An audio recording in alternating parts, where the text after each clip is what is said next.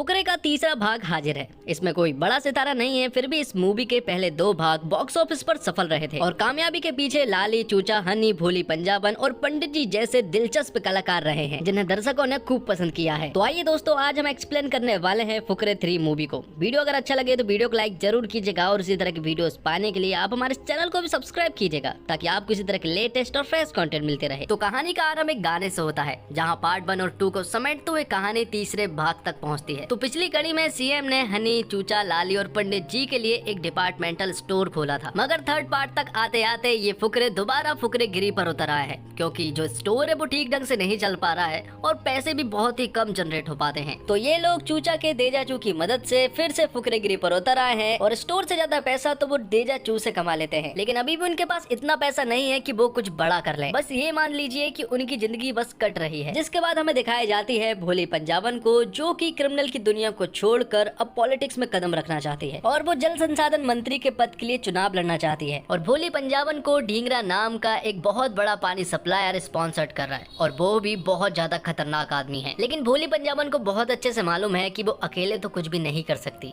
और उसे प्रचार में कहीं न कहीं फुकरे गैंग की जरूरत पड़नी ही है। इसलिए वो तुरंत ही फुकरे गैंग से मदद लेने के लिए पहुंच जाती है, जहां पर कि वो लोग भी मान जाते हैं और वो भोली पंजाबन का प्रचार करने में लग जाते हैं और यहाँ पर प्रचार काफी अच्छे से भी हो रहा था। तो फुकरा गैंग सारी चीजों का अरेंजमेंट करते और इसी तरह से बहुत सारी पब्लिक अब जुड़ने लगी थी। कहीं न कहीं भोली पंजाबन की लहर चल चुकी थी और सबको ऐसा लगने लगा था कि ये चुनाव तो जरूर भोली पंजाबन ही जीतेगी। और जब पंडित जी, हनी और लाली बैठे हुए थे तभी वो एक बात सोचते हैं और हनी कहता है कि अगर भोली पंजाबन जल संसाधन मंत्री बन गई तो वो पूरी की पूरी दिल्ली को पानी के लिए तरसा देगी, इसलिए हमें किसी भी हालत में भोली पंजाबन को ये चुनाव जीतने से रोकना होगा। लेकिन प्रॉब्लम ये है कि ऑपोजिशन में उसके सामने खड़ा होगा कौन? लेकिन एक आदमी है जिसे पब्लिक बहुत पसंद करती है। हालांकि चूचा में दिमाग नहीं है, लेकिन उसके भोलेपन और मासूमियत को देखकर जनता उसे नेता जरूर बनाना चाहेगी, क्योंकि चूचा भोली पंजाबन के साथ जहां भी प्रचार के लिए जाता है वो वहां फेमस हो जाता है और भीड़ उमड़ जाती है। तो हनी, पंडित जी और लाली ने ये प्लान पूरी तरह से तैयार कर लिया था।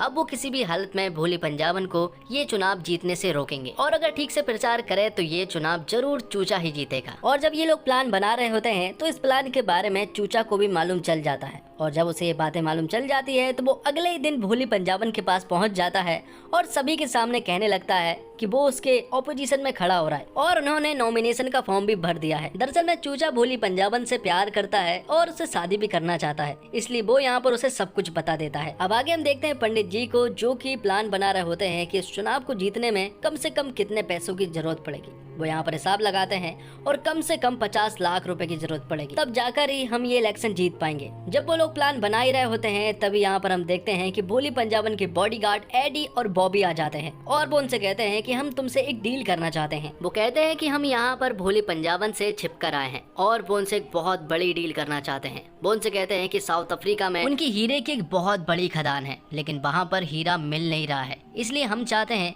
कि चूचा के देजाचू की मदद से तुम लोग उस हीरे को ढूंढो। और ये बात हम भोली पंजाबन को बिल्कुल भी नहीं बताएंगे। तो फुकरे गैंग के लिए ये तो सिर्फ मामूली बात थी और इसमें सिर्फ 2 ही दिन लगने वाले थे, इसलिए वो लोग इसके लिए मान जाते हैं और कहते हैं कि जो भी पैसा मिलेगा हम आधा आधा बांट लेंगे, क्योंकि इलेक्शन जीतने के लिए उन्हें पैसों की सख्त जरूरत है और वो ये डील ठुकराना नहीं चाहते हैं। इसलिए पंडित जी भी कह देते हैं कि हमें अफ्रीका के लिए निकलना चाहिए। अगले ही दिन वो लोग फ्लाइट में बैठ जाते हैं, जहाँ पर की चूचा उनसे टॉयलेट के बारे में पूछता है और यहाँ पंडित जी शराब मंगवाते हैं बेताइस। चूचा उनसे कहता है कि जब हम टॉयलेट करते हैं तो नीचे वालों का क्या हाल होता होगा, लेकिन उसे बताया जाता है कि हम लोग उसे आइस में बदल देते हैं और ये सुनते से ही पंडित जी पूरी की पूरी शराब उगल देते हैं। अब आगे हम देखते हैं कि ये सभी लोग अफ्रीका पहुंच चुके थे और उस खदान तक भी पहुंच चुके थे जहां पर की हीरे की खुदाई चल रही है और ये खुदाई कई महीनों से चल रही है, लेकिन अभी तक उन्हें हीरा नहीं मिला है। इसलिए अब वो लोग चूचा के देजाचू की मदद से इस हीरे को ढूंढेंगे। दूसरी तरफ हम भोली पंजाबन को देखते हैं, जो कि अपने चुनाव के प्रचार प्रसार में जोरों से लगी थी और यहाँ पर अब उसके सामने कोई भी कैंडिडेट नहीं बचा था। दरअसल में भोली पंजाबन का ये सब कुछ प्लान था। वो फुकरा गैंग को अफ्रीका पहुंचाना चाहती थी ताकि वो यहाँ पर आराम से चुनाव जीत सके, क्योंकि उस अफ्रीका की खदान में कोई हीरा वीरा नहीं छुपा है। और ये बात कहीं न कहीं अब हनी को भी मालूम चल चुकी थी। बहुत दिन हो चुके हैं, लेकिन अभी तक चूचा का देजाचू अभी तक नहीं आया है। इसका मतलब है कि कुछ न कुछ तो जरूर गड़बड़ है। भोली पंजाबन हमें इस चुनाव से दूर रखकर खुद चुपचाप से चुनाव जीतना चाहती है, क्योंकि अगर यहाँ पर हीरा होता तो अब तक चूचा के देजाचू की मदद से हम उस हीरे को ढूंढ चुके होते। लेकिन उन्हें ये समझ नहीं आ रहा था कि आखिर वो लोग चूचा को इस चुनाव में उतारने वाले हैं। ये बात भोली पंजाबन को किसने बताई? तब उन्हें मालूम चलता है कि ये बात खुद चूचा ने ही भोली पंजाबन को बताई है। तो वो लोग चूचा पर बहुत गुस्सा करते हैं। तभी उसके अंदर एक देजाचू आ जाता है और उसे पता चल जाता है कि वो हीरा कहाँ पर छिपा हुआ है। ये जानने के बाद वो तुरंत ही उस हीरे के पीछे निकल जाता है। रात होते ही वो हीरे को ढूंढ भी लेता है, लेकिन तभी यहाँ पर खदान वाले लोग आ जाते हैं और वो उस हीरे को मुंह से निगल लेता है। लेकिन वो लोग अब इनके पीछे पड़ चुके थे, इसलिए इन सभी को वहाँ से जान बचाकर भागना पड़ता है। जिसके बाद ये रात को एक ऐसी जगह पर पहुँचते हैं जहाँ पर की इलेक्ट्रिसिटी प्रॉब्लम थी। कुछ न कुछ शॉर्ट सर्किट होते ही रहते हैं। इसके बावजूद उन्हें ये रात तो यहीं पर बितानी थी, इसलिए सभी लोग सोने का अपना अपना अरेंजमेंट कर लेते हैं। यहाँ पर जब चूचा और हनी साथ में सोए हुए थे तभी अचानक से उन्हें करंट लग जाता है और इस करंट लगने की वजह से वो दोनों बेहोश हो जाते हैं। बेहोशी की हालत में जैसे ही बाहर निकलते हैं तो उन्हें जोर से प्यास लगती है। दोनों को पानी पिलाया जाता है। जैसे उन दोनों की प्यास बुझती है तो चूचा को टॉयलेट लगाती है और हनी को बहुत सारा पसीना आ रहा था। यहाँ पर टॉयलेट करने की कोई भी जगह नहीं थी, इसलिए वो लोग चूचा को एक कटोरे में ही टॉयलेट करा देते हैं और हनी को जो भी पसीना निकल रहा था वो लोग उस पसीने को भी उसी कटोरे में डाल देते हैं। और बाद में हमें मालूम चलता है कि दरअसल में हनी के पसीने और चूचा के टॉयलेट से जो पदार्थ बना है वो दरअसल में अब एक ईंधन के रूप में काम करने लगा था। जैसे उसमें आग लगाई जाती है तो उसमें आग लग जाती है और उन्हें मालूम चलता है कि ये दरअसल में पेट्रोल बन चुका है। ये देखकर तो वो बहुत ज्यादा खुश होते हैं और एक दूसरे से गले लगने लगते हैं, क्योंकि ये उनके लिए किसी आविष्कार से कम नहीं था। वहीं लाली जो है वो पूरी तरह से हैरान था कि आखिर चूचा के साथ ही ऐसा क्यों होता है। पहले उसका देजाचू आता था और अब उसका पेशाब जो है वो बारूद बन चुका है। तो अब उन्हें किसी भी हालत में इंडिया पहुंचना है और वहां पहुंचकर भोली पंजाबन को रोकना है। और पैसों की तो ज्यादा कमी अब रहने वाली है नहीं, क्योंकि पेट्रोल पंप उनके घर पर चलकर आया है। अब अगले ही दिन वो लोग इंडिया पहुंच जाते हैं और इंडिया पहुंचते ही वो लोग सबसे पहले पेट्रोल निकालना चालू करते हैं। बहुत सारा पेट्रोल बनाकर वो कम दाम पर बेच देते हैं और बहुत सारा पैसा कमा लेते हैं। और भोली पंजाबन को भी ये बात मालूम चल चुकी थी कि वो लोग अफ्रीका से भाग चुके हैं और अब वो लोग जरूर टांग अड़ाने वाले हैं। जिसके बाद जब भोली पंजाबन प्रचार कर रही होती है तब ये लोग अपनी पूरी की पूरी गैंग लेकर पहुंच जाते हैं और अनाउंसमेंट करते हैं कि चूचा भी ये चुनाव लड़ रहा है और ये चुनाव जीतने के बाद वो पानी की पूरी समस्या को खत्म कर देगा। जिसके बाद भोली पंजाबन और यहाँ पर चूचा की गैंग का आमना सामना हो जाता है। यहाँ पर भोली पंजाबन उनसे कहती है कि देखते हैं कब तक तो चूचा को संभाल कर रखता है। तो हनी को चूचा को बहुत ज्यादा कंट्रोल में रखना पड़ता है, क्योंकि चूचा का दिमाग बच्चों वाला है और वो कुछ भी बोल देता है। अब रात होते ही भोली पंजाबन चूचा को चुपचाप से अपने पास अकेले बुलाती है। अब क्योंकि चूचा भोली पंजाबन से प्यार करता है इसलिए वो वहाँ पर पहुँच भी जाता है। वहाँ जाकर वो देखता है कि भोली पंजाबन तो एडी से शादी कर रही है। ये देखकर तो उसका दिमाग खराब हो जाता है और वो भोली पंजाबन के सामने सब कुछ बक देता है। और ये सुनकर तो भोली पंजाबन पूरी तरह से हैरान थी। उसका हंस हंस के बुरा हाल हो गया था। जिसके बाद वो हनी से कांटेक्ट करती है और उससे कहती है कि मुझे तुम्हारे पेट्रोल वाले धंधे के बारे में मालूम चल गया है, तो अब मुझे भी 50% हिस्सेदारी चाहिए, वरना मैं तुम्हारा जीना हलाल कर दूंगी। लेकिन तभी यहाँ पर हनी को मालूम चलता है कि चूचा किडनैप हो चुका है और कहीं ना कहीं हनी को ऐसा लगता है कि चूचा को किडनैप करने के पीछे भोली पंजाबन का हाथ है, क्योंकि उसे उन दोनों की असलियत मालूम चल चुकी थी। और जब भोली पंजाबन हनी से मिलती है तो हनी उससे कहता है कि चूचा कहाँ पर है, लेकिन भोली पंजाबन कहती है कि मैंने उसे किडनैप नहीं किया है, क्योंकि हमारी तो डील हुई थी, तो मैं उसे किडनैप कर कर क्या करूंगी। लेकिन तभी यहाँ पर भोली पंजाबन को मालूम चलता है कि एक और इंसान है जो कि उसे किडनैप कर कर अपना फायदा ले सकता है, और वो है ढींगरा। हम आगे ढींगरा को देखते हैं जहाँ पर कि वो लोग चूचा को बुरी तरह से मार रहे थे और टॉर्चर कर रहे थे। लेकिन तभी यहाँ पर पूरी की पूरी फुकरा गैंग पहुंच जाती है विद भोली पंजाबन। जब फुकरा गैंग यहाँ पर पहुंचती है तो ढींगरे को भी मालूम चल चुका था कि ये लोग पेट्रोल बनाते हैं, तो वो कहता है कि पानी का सप्लायर तो मैं ही हूँ, तो अगर तुम्हें पानी नहीं मिलेगा तो तुम पेट्रोल भी पैदा नहीं कर पाओगे। तब यहाँ पर वो लोग इस डील के लिए मान तो जाते हैं, लेकिन ढींगरे ने पूरे के पूरे शहर के पानी के टैंकर को अपने पास बुला लिया था, जिस वजह से दिल्ली में सूखा पड़ चुका था और वहाँ के रहने वाले लोग भोली पंजाबन और चूचा का विरोध करने लगे थे। लेकिन तभी हनी के दिमाग में एक आइडिया आता है और वो ढींगरे से कहता है कि हम लोग इस डील के लिए रेडी नहीं हैं और हम लोग ये पेट्रोल नहीं बनाने वाले। ये सुनने के बाद ढींगरे को गुस्सा आ जाता है और वो इन सभी लोगों को ले जाकर स्विमिंग पूल के पास लटका देता है। यहाँ पर पंडित जी और लाली को एक दूसरे के अपोजिट लटका दिया जाता है और जो भी नीचे जाएगा उसे मगरमच्छ खा लेगी। जैसे ही लाली के हाथ से एक डंबल गिरता है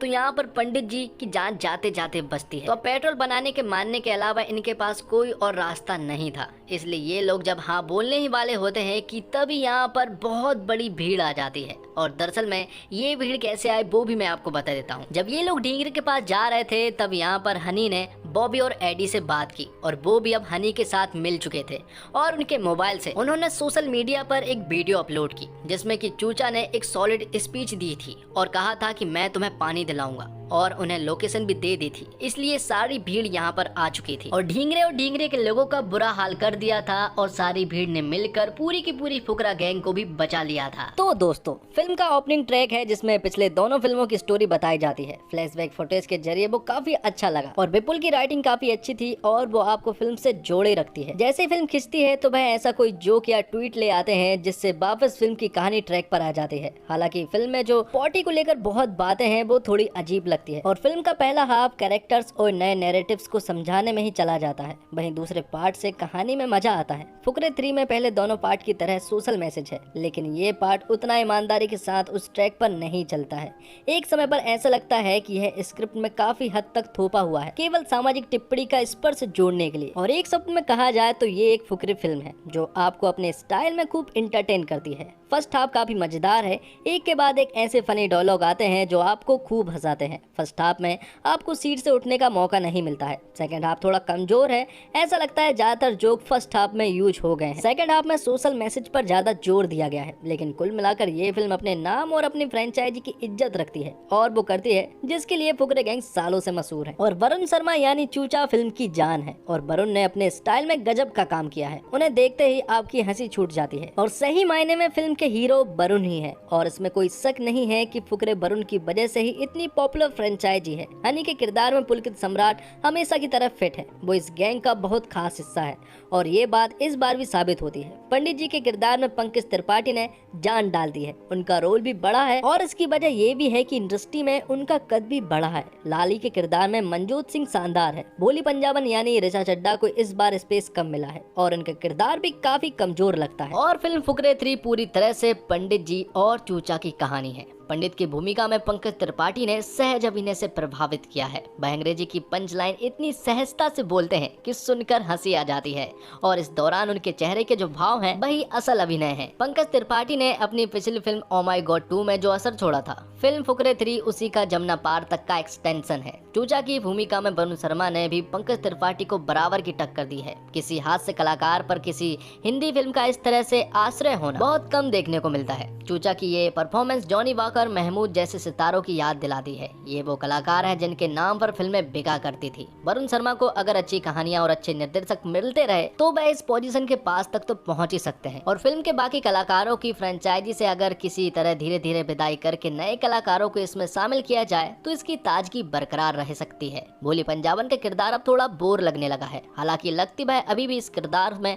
आकर्षक है, लेकिन कथा विस्तार में उनका चरित्र स्वाभाविक रूप से आगे बढ़ता नहीं दिखता है। पुलकित सम्राट भी फ्रेंचाइजी की एक कमजोर कड़ी है।